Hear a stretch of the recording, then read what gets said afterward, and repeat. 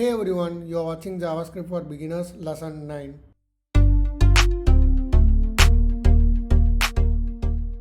In JavaScript, we use functions to run a certain code n number of times, and we can simply create a function by using the function keyword followed by the function name. Let's say hello, curly braces, and let's say hello world. As you can see here, we just simply created a small function. Now that we have created a function, how can we use this function? We can simply invoke a function by calling out it within the parenthesis. And as you can see here, we just got the output hello world, and we can simply run this any number of times. As you can see here, it clearly says that we have called the function 5 number of times.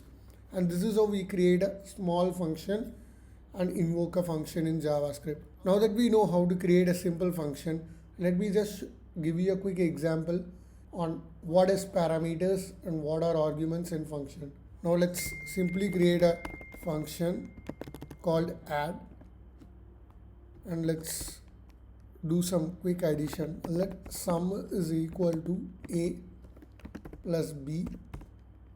Oops. Let's just simply log the sum, and we have to pass the value over here. So what exactly are arguments? The function arguments are the real values that are passed or received by the function. So what exactly are arguments?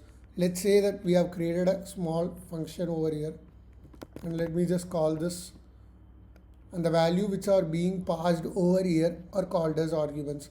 Let's say that I'm passing the value 10, 5, and these values will be assigned to this particular variable a plus b, addition of these two numbers, and we will get the result as 15. Now let me just simply log this and save this file. As you can see here, we just got the output because the 10 is being assigned to the variable a followed by the 5 to the b, and we just got the output 15 stored in the variable sum.